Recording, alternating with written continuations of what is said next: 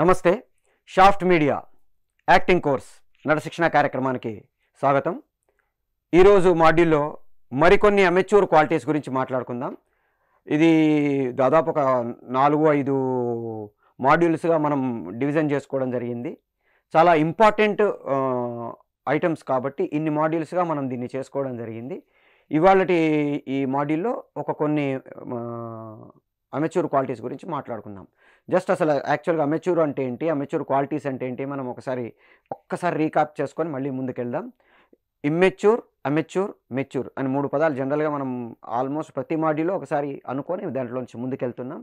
Immature అంటే maturity లేకపోవడం, amateur అంటే మెచ్యూరిటీ కొంచెం ఉండి ఉత్సాహం ఉంది కానీ ప్రొఫెషనలిజం తెలియకపోవడం. మూడవది మెచ్యూర్ అంటే మెచ్యూరిటీ ఉండి ఏం చేయాలో, ఎలా చేయాలో, ఎందుకు చేయాలో తెలుసుకొని చేయడం. సో ఇక్కడ మనకి అమెచ్యూర్ క్వాలిటీ అంటే వాళ్ళకి ఇంట్రెస్ట్ ఉంటుంది, ఆవేశం ఉంటుంది, చేయాలనే తపన ఉంటుంది, కానీ ఏది చేయాలి, ఎందుకు చేయాలి, ఎలా చేయాలి అనే ఆ బేసిక్ నాలెడ్జ్ లేకుండా చేయడం వల్ల ఇంప్రొఫెషనల్గా ఉండి ప్రొఫెషనలిజం లేకపోవడం వల్ల చూసే వాళ్ళకి కొంచెం ఇబ్బందికరంగా ఉంటుంది. సో దాని గురించి మనం మాట్లాడుకుంటున్నాం. ఆల్మోస్ట్ ఒక 5 మాడ్యూల్స్లో ఈ అమెచ్యూర్ క్వాలిటీస్ గురించి డిస్కస్ చేసుకున్నాం.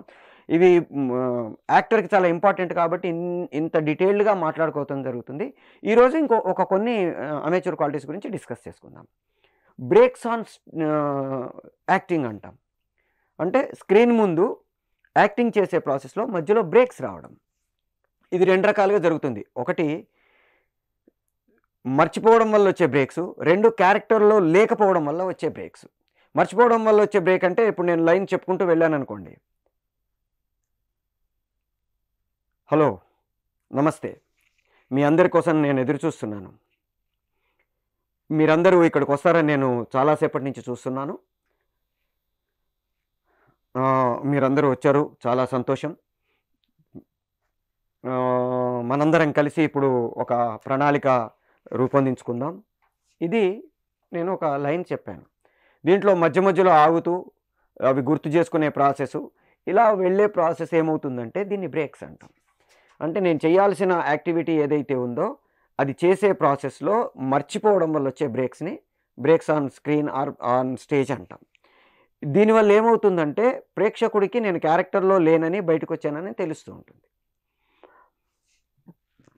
ఇది పోవాలంటే ముందు అసలు మనం ఫస్ట్ నుంచి డిస్కస్ చేసుకుంటున్న CRPF, కాన్ఫిడెన్స్ పెంచుకోవాలి, రిలాక్స్డ్గా ఉండాలి, ప్రాక్టీస్ బాగా చేయాలి, ఫోకస్ మన యాక్టివిటీ మీద ఫోకస్ పెట్టాలి.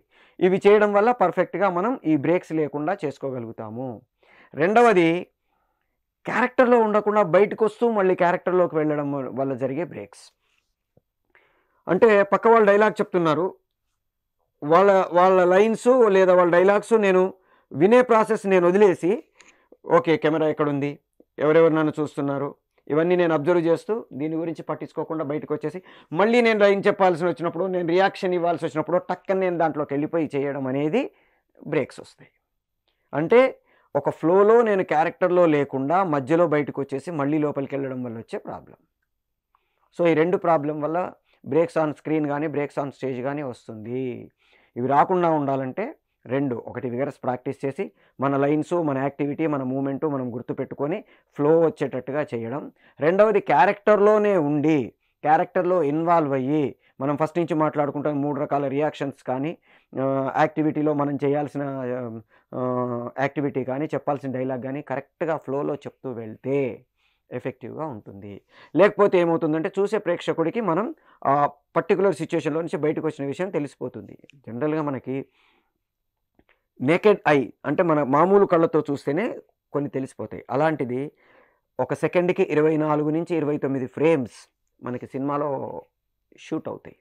ఒక సినిమా మనల్ని ఒక సెకండ్కి 24 నుంచి 29 ఫ్రేమ్స్ వరకు క్యాప్చర్ చేస్తుంది. అంటే ఒక సెకండ్ కన్ను మూసి తెరిచే లోపల మనల్ని ఒక 30 ఫొటోస్ తీసేస్తుంది మన కెమెరా.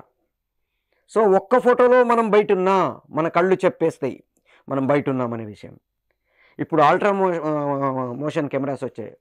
అల్ట్రా మోషన్ కెమెరాస్ ఒక సెకండ్కి 10,000 ఫ్రేమ్స్, 10,000 ఫ్రేమ్ పర్ సెకండ్. అంటే ఒక కన్ను మూసి తెరిచే లోపల 10,000 ఫ్రేమ్స్ని క్యాప్చర్ చేసేస్తున్నాయి. అంత అల్ట్రా మోడర్న్ కెమెరాస్ వచ్చిన తర్వాత మనం చిన్న తప్పు చేసినా దొరికిపోతాం. అందుకని మన కళ్ళు పర్టికులర్గా మన కళ్ళు చెప్పేస్తాయి, మనం దొరికిపోతాం కెమెరాకి. మామూలు ప్రేక్షకుడికే దొరికిపోయినప్పుడు కెమెరాకి ఇంకెంత ఎక్కువ దొరికిపోతాం. మనం తప్పు చేసినా ఒప్పు చేసినా కెమెరా మనల్ని 70 mm లెవెల్కి మ్యాగ్నిఫై చేస్తుంది. మామూలు మనం ఈ సైజులోనే దొరికిపోతే 70 mm స్క్రీన్ మీద ఎలా దొరుకుతాము? అందుకని చాలా జాగ్రత్తగా మనం చేసుకుంటూ వెళ్ళాలి. చాలా ఏమాత్రం తేడా వచ్చినా ప్రేక్షకుడికి లేదా కెమెరాకి దొరికిపోకుండా చాలా జాగ్రత్తగా మనం క్యారెక్టర్లో ఉండి ఆ ఎమోషన్ని ఫ్లోలో వెళ్తూ ఆ క్యారెక్టర్ తాలూకు ఫ్లోని కంటిన్యూ చేస్తూ ఉంటే మనం ఈ బ్రేక్స్ ఆన్ స్టేజ్ ఆన్ స్క్రీన్ని వీ కెన్ అవాయిడ్, తప్పించుకొని మనం పర్ఫెక్ట్గా ప్రొఫెషనల్గా చేయడానికి అవకాశం ఉంటుంది. నెక్స్ట్, ఒక amateur actor cannot take the directions.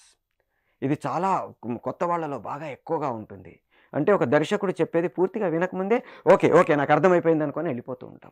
Director చెప్తుంటాడు, మీరు ఏం చేయాలంటే ఇప్పుడు అక్కడికి వెళ్ళి నిలబడి మీ డైలాగ్ చెప్పే ప్రాసెస్లో ఇలా ఓకే అండి డైలాగ్ చెప్పే ప్రాసెస్ ఏంటి, ఏం చెప్తున్నాడు డైరెక్టరు, ఏం చెయ్యమంటున్నాడు, అది మొత్తం వినడం అలవాటు చేసుకోవాలి. నాకు తెలిసిపోయింది కదా అనుకోకూడదు. ఎందుకంటే డైరెక్టర్ మైండ్లో ఒక ఆలోచన ఉంటుంది. ఆ పర్టికులర్ సెట్లోకి వెళ్ళిన తర్వాత కొంచెం మార్పులు చేర్పులు కూడా జరగవచ్చు. ఫస్ట్ మనం చేసిన దానికి మళ్ళీ తర్వాత అతని ఆలోచనకి వచ్చిన మధ్యలో చిన్న గ్యాప్ వచ్చిందనుకోండి, ఆ మార్పులు కూడా అక్కడ స్పాట్లో చెప్పే అవకాశాలు ఉంటాయి. ఇవన్నీ మనం ఎనలైజ్ చేసుకొని చేస్తూ వెళ్ళాలి. జనరల్గా మనకి ఇండస్ట్రీలో పర్టికులర్గా తెలుగు ఇండస్ట్రీలో స్క్రిప్ట్ ముందే ఇచ్చారు. చాలా చోట్ల ఇప్పుడు వరల్డ్ వైడ్గా ఎక్కడికి వెళ్ళినా మీకు రిహార్సల్ ప్రాసెస్ ఒకటి ఉంటుంది. ఆ రిహార్సల్ ప్రాసెస్లో యాక్టర్స్ తోటి వాళ్ళు ఆ క్యారెక్టరైజేషన్, ఆ ఎమోషన్ ఇవన్నిటిని ప్లాన్ చేసుకొని చేయించి సెట్లోకి వెళ్ళక ముందే వాళ్ళందరికీ ఆ లైన్స్ వచ్చేటట్టుగా చేసి సెట్లోకి వెళ్తారు. మన దగ్గర ఏమవుతుందంటే ముందే ఇచ్చేయరు. చాలామందికి ఏంటంటే ముందిస్తే వాళ్ళు అవి ఫిక్స్ అయిపోయి వాళ్ళు అనుకున్న స్టైల్లోనే చేస్తారు.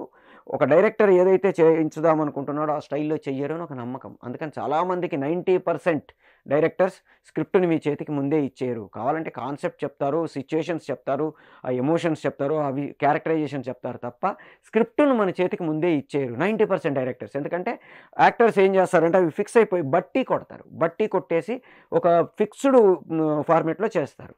అది మీరు ఎన్నిసార్లు చెప్పినా తెలియకుండా అది మొదలుపెట్టగానే ఇలా వెళ్ళిపోయి మళ్ళీ అలాగే చేయడం మొదలెడతారు. అందుకని 90% డైరెక్టర్స్ తెలుగులో స్క్రిప్ట్ని ముందే ఇవ్వరు. అయితే మనము లైన్స్ నేర్చేసుకోవాలి తప్ప దాని తాలూకు యాక్టివిటీ కానీ దాని తాలూకు ఎమోషన్స్ని కానీ ఫుల్ ఫ్లెడ్జ్డ్గా ఫిక్స్ అయిపోకూడదు.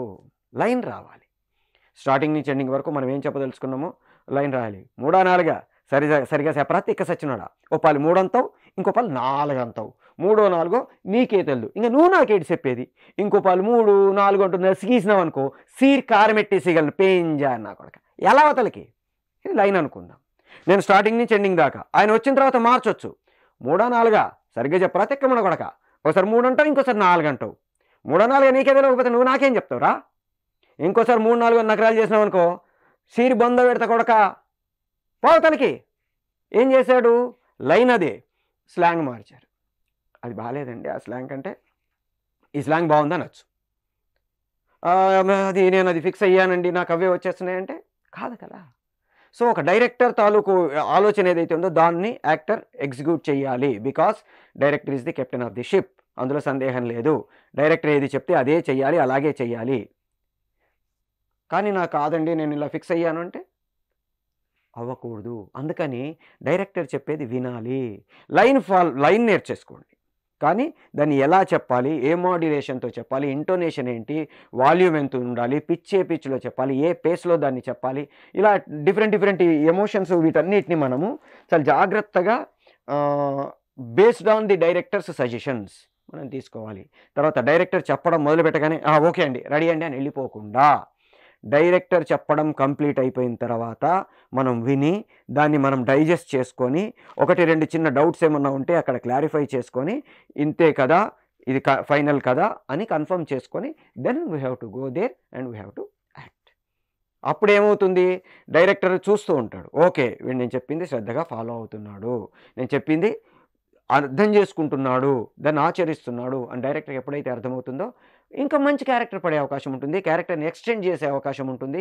క్యారెక్టర్‌ని ఇంకా బ్యూటిఫుల్‌గా ఎక్స్‌పోజ్ చేసే అవకాశం ఉంటుంది. మనం కూడా ఒక యాక్టర్‌గా డైరెక్టర్ తాలూకు ఆలోచన వేలో, ఆ ఆలోచన పరిధిలోకి మనం వచ్చి దాన్ని ఎఫెక్టివ్‌గా ప్రజెంట్ చేయడానికి అవకాశం ఉంటుంది. సో, ఎప్పుడూ కూడా డైరెక్టర్ చెప్పేది పూర్తిగా వినాలి. డైరెక్టరే కాకపోవచ్చు, సెట్‌లో ఎవరైనా సరే మనకేదైనా సజెషన్ ఇచ్చారనుకోండి. ఒక సామెత ఉంది. 'సబ్కా సున్నా అప్నా కర్నా' అని. అయితే ఇక్కడ సినిమా దగ్గరికొచ్చేసరికి 'సబ్కా సున్నా డైరెక్టర్ కా కర్నా' అనేది గుర్తుపెట్టుకోండి. అందరిది వినండి. అందరు చెప్పింది అర్థం చేసుకోండి. అందులో బెటర్‌మెంట్ ఏదో చెక్ చేసుకోండి. ఆ డైరెక్టర్ దగ్గరికెళ్ళి డైరెక్టర్‌తో డిస్కస్ చేసి ఇది చెయ్యొచ్చా? ఇక్కడ గ్యాగింగ్ అనే ఒక పదం వాడుతూ ఉంటాం. గ్యాగ్ అంటే అన్‌ఎక్స్‌పెక్టెడ్ యాక్టివిటీ. ఏదన్నా సడెన్‌గా చేస్తే దాన్ని గ్యాగింగ్ అంటాం. వెనక నుంచి వచ్చి బూ అని బెదిరించారనుకోండి మనని. దాన్ని మనం గ్యాగింగ్స్ అంటాం. మనకి టెలివిజన్‌లో జస్ట్ ఫర్ లాఫ్స్, గ్యాగ్స్ అని ప్రోగ్రామ్స్ ఏస్తుంటారు. సడెన్‌గా మనం ఫుడ్డు మూత తీసేసరికి దాంట్లో నుంచి అని ఒక తలకాయ వస్తుంది. కెవ్వుమని అరిచేసి పారిపోతారు. ఇవన్నిటిని గ్యాగ్స్ అంటాము. ఎప్పుడూ కూడా స్క్రీన్ ముందర యాక్టింగ్ చేసేటప్పుడు we have not to gag. దీనికి 2 కారణాలు. ఒకటి డైరెక్టరు, టెక్నీషియన్సు అనుకున్నదొకటి, మనం చేసింది ఒకటి అయితే ఇద్దరి మధ్యలో కోఆర్డినేషన్ కన్‌ఫ్యూజ్ వస్తుంది. రెండవది పక్క యాక్టరు మనం చేద్దామనుకున్న గ్యాగింగ్ అతనికి తెలియలేదనుకోండి, అతను బ్లాంక్ అయిపోయే అవకాశం ఉంటుంది. సో, ఈ రెండిటిని మనం జాగ్రత్తగా మైండ్‌లో పెట్టుకొని గ్యాగ్స్ చేయకుండా ఏదైతే మనం whatever you want to do. But do it in rehearsal. మనం ఏదైతే చేద్దామనుకుంటున్నో దాన్ని రిహార్సల్‌లో చేసి then we have to do in take. సడెన్‌గా లాస్ట్ మినిట్‌లో నేను అది చేశాననుకోండి, పక్క ఆర్టిస్ట్ కన్‌ఫ్యూజ్ అయిపోవచ్చు. నేను ఇటెళ్ళాలి, ఇటెళ్ళకుండా అటొచ్చి ఆయన భుజం మీద చేయేసి అది కాదండి మీరు అన్నాననుకోండి. అటు కదా వెళ్ళాల్సింది, ఇటొచ్చాడేంటి, ఈ భుజం మీద చేయడం లేదే, ఈయన ఎందుకేసాడబ్బా అని అవతల యాక్టర్ బ్లాంక్ అయిపోతాడు. వాళ్ళు ఎక్స్‌పీరియన్స్‌డ్ యాక్టర్ అయ్యి వాళ్ళు కూడా ఇంప్రవైజ్ చేయగలిగి ఎఫెక్టివ్‌గా ప్రజెంట్ చేయగలిగిన యాక్టర్స్ అయితే ప్రాబ్లమ్ రాదు. కానీ కొత్త యాక్టర్ అయితే లేదా సీనియర్ యాక్టర్ అయినా కానీ నువ్వు అది చేస్తావని ఎక్స్‌పెక్టేషన్స్‌తో ఉంటే ఓకే. లేకపోతే ప్రాబ్లమ్ వస్తుంది. అందుకని మనం ఎప్పుడూ కూడా గ్యాగింగ్ చేయకూడదు. అట్లాగే టెక్నికల్‌గా కూడా గ్యాగింగ్ చేయడం వల్ల ఏమవుతుంది, ఉదాహరణకి నేను కూర్చొని డైలాగ్ చెప్తున్నాను. ఒక పర్టిక్యులర్ పాయింట్ దగ్గర లేచి నిలబడ్డాను. అక్కడికి ముందుకెళ్ళాను. ఇది నేను రిహార్సల్‌లో చేశాను. కూర్చొనున్నాను. ఓకే. డాడా టాటా డైలాగ్ చెప్పాను. లేచాను. ముందుకెళ్ళాను. దీన్ని సినిమాటోగ్రాఫరు, డైరెక్టర్ వీళ్ళు ప్లాన్ చేసుకొని ఓకే. ఇక్కడ దాకా కూర్చుంటాడు. ఈ పర్టిక్యులర్ పాయింట్ దగ్గర ఏరా నువ్వు రానన్నావే అన్నప్పుడు లేస్తాడు. అక్కడి నుంచి ముందుకెళ్తాడు. పాన్ చేసుకోవడానికి, టిల్ట్ చేసుకోవడానికి రెడీగా వాళ్ళు మూవ్‌మెంట్‌ని, కెమెరా మూవ్‌మెంట్‌ని అంతా రెడీ చేసి పెట్టుకుంటారు. నేను లేవకుండా ఇక్కడే మొత్తం డైలాగ్ చెప్పాననుకోండి, కెమెరా పైకి లేచింది, ముందుకెళ్ళింది. అంటే ఫ్రేమ్‌లో నేను లేను. లేదు ముందే లేచాననుకోండి, కెమెరా కిందే ఉంది, నేను ఫ్రేమ్‌లో నుంచి పైకెళ్ళిపోయాను. సో, ఇట్లా గ్యాగింగ్ చేయడం వల్ల కూడా ప్రాబ్లమ్ వస్తుంది. డైరెక్టర్ చెప్పిన దాన్ని ఏదైనా సరే మనం వినేసి, అర్థం చేసుకొని, దాన్ని రిహార్సల్స్ పర్ఫెక్ట్‌గా చేసి, ఫైనల్ టేక్‌లో అది చేస్తే ఈ ప్రాబ్లమ్స్ రావు. నెక్స్ట్ ఇంకొక అమెచ్యూర్ క్వాలిటీ, పక్క క్యారెక్టర్స్ తాలూకు లైన్స్ కానీ, పక్క క్యారెక్టర్ తాలూకు వాటిని వినకపోవడం. సజెషన్స్ వినకపోవడం, ఆ క్యారెక్టర్ తాలూకు డైలాగ్సు, మూవ్‌మెంటు, యాక్టివిటీని కూడా ఫాలో కాకపోవడం. ఇది కూడా ఒక అమెచ్యూర్ క్వాలిటీ. అంటే నా యాక్టివిటీ నేను చేసుకుంటూ వెళ్తాను, పక్కదాంతో నాకేంటి అన్నట్టు ఉంటారు వీళ్ళు. మనకి పాతకాలంలో నాటకాలలో పర్టిక్యులర్‌గా పద్య నాటకంలో, అది కూడా కాంట్రాక్ట్ నాటకాల పీరియడ్‌లో ఇట్లాంటి ప్రాబ్లమ్స్ ఉండేవి. ఎందుకంటే ఉదాహరణకి గుంటూరు ప్రాంతంలో కృష్ణుడు ఫేమసు, నెల్లూరు ప్రాంతంలో ఒక అర్జునుడు ఫేమసు, రాయలసీమ ప్రాంతంలో ఒక దుర్యోధనుడు ఫేమసు. వీళ్ళు ముగ్గురితో కలిసి ఒక పడక సీన్ చేస్తున్నారనుకోండి. అంటే అర్జునుడు, దుర్యోధనుడు ఇద్దరు కృష్ణుడిని తమకు సహాయం చేయమని అడగడానికి వచ్చే సీను.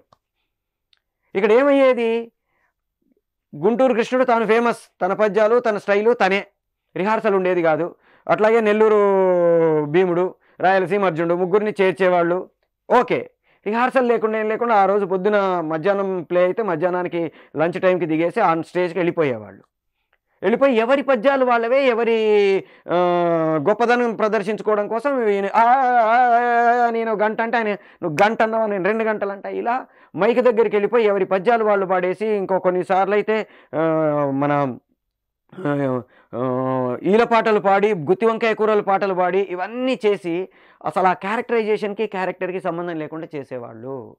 పక్క క్యారెక్టర్‌తో సంబంధం లేకుండా వీళ్ళ గోల వీళ్ళదే. పక్కన ఇక్కడ క్యారెక్టర్ ఉంటుంది. జనరల్‌గా ఇక్కడ క్యారెక్టర్ ఉందనుకోండి, నేను ఇలా తిరిగి మాట్లాడాలి.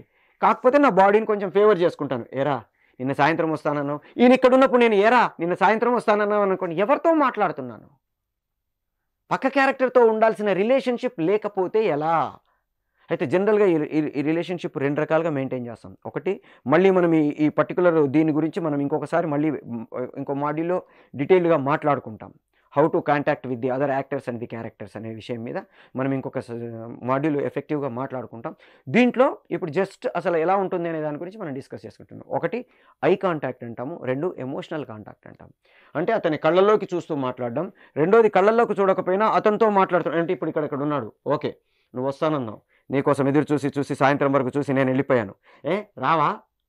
ఇతనితోనే మాట్లాడుతున్నాననే విషయం ప్రేక్షకుడికి తెలుస్తుంది. అలా కాకుండా ఓకే. నిన్న నీకోసం చూసి సాయంత్రం వెళ్ళిపోయాను. సాయంత్రం వస్తాను. రావా? ఎవరికి చెప్పాను? ఇటున్నాడు అనుకుంటాడు. క్యారెక్టర్ ఇటుంటే ఇటెందుకు మాట్లాడుతున్నాను? సో అందుకని పక్క క్యారెక్టర్తో ఉండే రిలేషన్షిప్‌ని ఐ హావ్ టు మెయింటైన్. అది మెయింటైన్ చేయకపోతే ప్రేక్షకుడిగా మనం ఆ పాత్రతో జర్నీ చెయ్యము. ఎందుకని ఆ పాత్రల మధ్యలో ఉండే రిలేషన్షిప్ నేను ఫీల్ అయితే ఆ బంధంతోటి నేను కంటిన్యూగా ముందుకెళ్తాను. లేదనుకోండి బ్రేక్ అయిపోతుంది. ప్రేక్షకుడికిను ఆ నటుడికి మధ్యలో ఉండే ఏదైతే ఆ కంటిన్యూటీ ఫ్లో ఉందో అది బ్రేక్ అయిపోతుంది. ఎందుకని ఈ 2 క్యారెక్టర్లలో ఒక క్యారెక్టర్‌కి కంటిన్యూ అవుతున్నాము. రెండో క్యారెక్టర్‌కి కంటిన్యూ ఆ ట్రయాంగిల్ రిలేషన్షిప్ ఏదైతే ఉందో అది బ్రేక్ అయిపోతుంది. కాకుండా ఉండాలంటే we have to maintain the relationship with the other characters. ఆ పక్క క్యారెక్టర్ తాలూకు మనం కొన్ని మాడ్యూల్స్‌లో ఆల్రెడీ మాట్లాడుకున్నాం. మన రియాక్షన్స్ ఎలా ఉండాలి? పాజిటివ్ రియాక్షనా? నెగెటివ్ రియాక్షనా? న్యూట్రల్ రియాక్షనా? ఈ 3 రకాల రియాక్షన్‌లో ఏది ఉండాలి? మనం చేసే యాక్టివిటీ ఎట్లా చేస్తున్నాము? ప్రో టు ది సీనా? ఆపోజిట్ టు ది సీనా? లేదా న్యూట్రల్ టు ది సీనా? అంటే నేను చేసే యాక్టివిటీ 3 రకాలుగా చేస్తాం. దాని గురించి మనం ఇంకొక మాడ్యూల్‌లో ఆల్రెడీ మాట్లాడుకున్నాం. ఇంకోసారి ఇంకొక మాడ్యూల్‌లో మాట్లాడుకుంటాం. సో నేనేం చేస్తున్నాను? అంటే ఆ సిట్యుయేషన్‌లో జరగాల్సింది ఒక శవం ఉంది. ఆయన చనిపోయి ఉన్నాడు. ఆ శవం దగ్గరికి అందరూ పరామర్శించడానికి వస్తున్నారు బంధువుల్ని. నేనొచ్చాను. నేను పరామర్శించకుండా బాగయింది అన్నట్టున్నాననుకోండి. దాన్ని ఆపోజిట్ టు ది సీన్ అంటాం. ప్రో టు ది సీన్ అంటే నేను పరామర్శించడానికి వచ్చాను. నేను బాధపడుతున్నాను. న్యూట్రల్ అంటే ఓకే. మన వాళ్ళెవరో పరామర్శించడం వచ్చాను. నేను పక్కనొచ్చి నిలబడ్డాను. వాళ్ళతో నాకేం సంబంధం లేదు. ఓకే. వాడు పరామర్శిస్తున్నాడు. వీడు పరామర్శించబడుతున్నాడు. ఓకే. ఇది న్యూట్రల్ రియాక్షన్. సో నేను చేయాల్సిందేంటి? ఆ సిట్యుయేషన్‌కి నేను చేయాల్సిందేంటి? ఆ పక్క క్యారెక్టర్‌తో నేను చేయాల్సిందేంటి? వీటిని నేను దృష్టిలో పెట్టుకొని నేను పెర్ఫార్మెన్స్ చేస్తూ పోతే ఇట్ విల్ బి ఎఫెక్టివ్. లేకపోతే జీరో. ప్రేక్షకుడు మనతో జర్నీ చేయడు. సో అట్లా ఈ no relationship with the other character అనే అమేచ్యూర్ క్వాలిటీని మనం ఓవర్‌కమ్ చేసుకొని మనం పెర్ఫార్మెన్స్ చేయడానికి ట్రై చేస్తాం. ఇంకొక అమేచ్యూర్ క్వాలిటీ ఏంటంటే become his or her own spectator. అంటే మనకి మనమే ప్రేక్షకులం అవుతాము. ఒక సీన్‌లో యాక్టింగ్ చేసామనుకోండి, చేయగానే అబ్బా! భలే చేసాం చెప్పేసి అనేసుకుంటారు. అది బాగా చేసామా? బాగా చేయలేదా? ఎవరు చెప్పాలి? అయితే డైరెక్టర్ చెప్పాలి. లేదా ప్రేక్షకుడు చెప్పాలి. నాకు నేనే బాగా చేసేసాను అనుకోకూడదు. బాగా చేస్తే వాళ్ళే చప్పట్లు కొడతారు. వాళ్ళే మెచ్చుకుంటారు. బాగా చేయకపోతే బాబు ఇలా చెయ్యని డైరెక్టర్ సజెషన్ ఇస్తాడు. ప్రేక్షకులు విజిల్ హే అని నవ్వి విజిల్స్ ఏస్తారు. సో నేను బాగా చేశానా? చేయలేదా? అనేది జడ్జి చేయాల్సింది ప్రేక్షకుడే తప్ప నేను కాదు. అయితే మనకు సెల్ఫ్ జడ్జిమెంట్ అంటామే అది అవసరం. అది మనల్ని మనం ప్రేక్షకుల్లా చూసుకోవాలి తప్ప మనమే యాక్టర్ కమ్ ప్రేక్షకుడై చూసుకోకూడదు. ఒక ప్రేక్షకుడు, యాక్టరు మధ్యలో ఒక చిన్న గ్యాప్ ఉంది. మనం ఏదైతే ఫస్ట్ నుంచి మాట్లాడుకుంటున్నామో ఒక ఎలక్ట్రోమాగ్నెటిక్ వేవ్ ట్రాన్స్ఫర్మేషన్ కనెక్టివిటీ లాగా ఒక ప్రేక్షకుడు నేనే పెర్ఫార్మెన్స్ చేసి నేనే ప్రేక్షకుడిని చూడకుండా నేను పెర్ఫార్మెన్స్ చేసింది ఒక సగటు ప్రేక్షకుడిలాగా నేను కాకుండా ఇంకొక ప్రేక్షకుడు చూసినప్పుడు ఎట్లా రియాక్ట్ అవుతాడు మనకు తెలుస్తుంది కదా. మనం బాగా చేసామా? బాగా చేయలేదా? ఇంకొంచెం బాగా చేస్తే బెటరు, లేదా ఇంకొంచెం తగ్గించుకుంటే బెటరు, ఓవర్ యాక్షన్ చేశానా? అండర్ ప్లే చేశానా? నార్మల్‌గా ఓకే అనుకునేటట్టు చేశానా? జస్ట్ బిహేవ్ చేశానా? ఇవి మనల్ని మనం జడ్జి చేసుకోవాలి. జడ్జి చేసుకొని ఓకే. ఇది అద్భుతంగా వచ్చింది. అబ్బా! ఏం చేసావురా అనుకోవద్దు. రైట్. ఇది బాగా చేసాము. ఓకే. నైస్. అని మనం అనుకోని అంటే మనల్ని మనం జడ్జి చేసుకునే స్టేజ్‌లో మనం చేసుకోవాలి తప్ప అబ్బబ్బబ్బా! ఏది చేసినా బాగా చేసినా, బాగా చేయలేకపోయినా మనకి మనమే జనరల్‌గా ఏమవుతుందంటే చాలామంది కొత్త యాక్టర్స్‌కి మానిటర్ దగ్గరికెళ్ళిపోయి చూసుకోవాలి అన్న ఒక తపన ఉంటుంది. నేను ఎలా కనపడుతున్నాను కెమెరాలో, నేను బాగా కనపడుతున్నానా, డైరెక్టర్కి నేను బాగా నచ్చుతున్నానా లేదా, నేను చేసేది అందరికీ నచ్చుతుందా లేదా, ఇలాంటివన్నీ తెలియకుండా స్టార్టింగ్ స్టేజ్లో యాక్టర్స్లో ఉంటాయి. పర్టికులర్గా అమెచ్యూర్ యాక్టర్స్లో ఉంటాయి. వీటన్నిటిని వీ హ్యావ్ టు ఓవర్కమ్, దాటేయాలి. మన భగవద్గీతలో కృష్ణుడు చెప్పినట్టు కర్మణ్యేవాధికారస్తే మా ఫలేషు కథాచన, అంటే నీకు డ్యూటీ చేసే దాంట్లోనే అధికారం ఉంది తప్ప దాని రిజల్ట్ మీద లేదు. Result may be positive or negative or anything, ఏమైనా జరగవచ్చు రిజల్టు. బట్ మన ప్రయత్నం మనం పర్ఫెక్ట్గా శక్తి వంచన లేకుండా, ఏమాత్రం తగ్గకుండా, మన ప్రయత్న లోపం లేకుండా చేయడం అలవాటు చేసుకోవాలి. అప్పుడు ఏమవుతుంది, చూసే ప్రేక్షకుడికి అది నచ్చితే నచ్చిందంటాడు, నచ్చలేదంటే నచ్చలేదంటాడు. నచ్చలేదంటే ఏం చేస్తాము, బెటర్మెంట్ చేసుకోవడానికి ట్రై చేస్తాము. బెటర్మెంట్ చేసుకుంటే ఇంకొక కొంచెం బెటర్మెంట్ అవుతుంది. అలా అలా అలా చేసుకుంటూ పోతే బెస్ట్ అవుతుంది. గుడ్, బెటర్, బెస్ట్ అని మనం ఎప్పుడు చిన్నప్పటి నుంచి నేర్చుకుంటున్నాం కదా. అట్లా మనం ఇచ్చే పర్ఫార్మెన్సు గుడ్ కాకుండా బెటర్ చేసుకోవడానికి, బెటర్ నుంచి బెస్ట్గా మార్చుకోవడానికి ప్రయత్నం చేస్తాము. ఇలా అమెచ్యూర్ క్వాలిటీస్ అన్నిటిని మనం రిమూవ్ చేసుకొని ప్రొఫెషనల్గా మనల్ని మనం ప్రజెంట్ చేసుకోవడం అలవాటైతే రేపొద్దున ఇండస్ట్రీలోకి వెళ్ళిన తర్వాత ఎవరు మనకి కొత్తగా నేర్పక్కర్లా. ఈ ఫస్ట్ మనం ఈ అమెచ్యూర్ క్వాలిటీస్ అన్నిటిని రిమూవ్ చేసేసుకొని మనం మనల్ని ఎఫెక్టివ్గా ప్రజెంట్ చేసుకుంటే విల్ బీ ప్రొఫెషనల్. ఇవన్నీ మనకు సంబంధించినవి. అట్లాగే సెట్లోకి వెళ్ళిన తర్వాత కొన్ని బిహేవియర్ ప్యాటర్న్స్ ఉంటాయి. మన పని ఏంటో మనం చేసుకోవడం, పక్క వాళ్ళతో కబుర్లు చెప్పుకుంటూ కూర్చోకుండా మన క్యారెక్టర్ మీద, మన ఏదైతే మనకిచ్చిన డ్యూటీ ఉందో దాని మీద కాన్సన్ట్రేట్ చేసి దాన్ని మాత్రమే పర్ఫార్మెన్స్ చేయడానికి ప్రయత్నం చేయడం. పక్క వాళ్ళు బాగా చేయట్లేదు అనుకోండి, వాళ్ళకి సజెషన్స్ ఇస్తుంటారు కొత్త వాళ్ళు. నాకే తెలియదు, నేను పక్కవాడికి సజెషన్ ఏమి ఇస్తాను, ఇవ్వకూడదు. నాకు నేను ఎఫెక్టివ్గా ప్రజెంట్ చేయడానికి ఇంకేం చేయొచ్చు, కావాలంటే పక్క వాళ్ళ నుంచి, పెద్దవాళ్ళ నుంచి, సీనియర్స్ నుంచి సలహాలు తీసుకోండి. ఒక సీనియర్ సలహా ఇచ్చాడు అనుకుందాం, మనకి ఎక్స్పీరియన్స్తో సలహా ఇస్తున్నాడు. ఆ ఎక్స్పీరియన్స్లో నుంచి మనం ఏం నేర్చుకోవచ్చు, నిన్న మనం ఉన్న గుడ్ నుంచి బెటర్కి ఎట్లా షిఫ్ట్ కావచ్చు, అలా ప్రయత్నం చేస్తూ మనల్ని మనం ఒక ప్రొఫెషనల్ యాక్టర్గా తయారు కావడానికి ట్రై చేస్తాం. All the best. ఇంకొక మాడ్యూల్లో ఇంకొన్ని విషయాల గురించి డిస్కస్ చేసుకుందాం. మీకు ఇంకేమన్నా కన్ఫ్యూజన్స్ కానీ అవి కానీ ఉంటే కింద డిస్క్రిప్షన్ బాక్స్లో ఉండే మా నెంబర్స్ని కాంటాక్ట్ చేయండి. ఇంకా కోర్సులు, డిఫరెంట్ కోర్సులు ఉన్నాయి, వాటిని కూడా తెలుసుకోవడానికి ట్రై చేయండి. All the best. Me Chilakamarri Nataraj.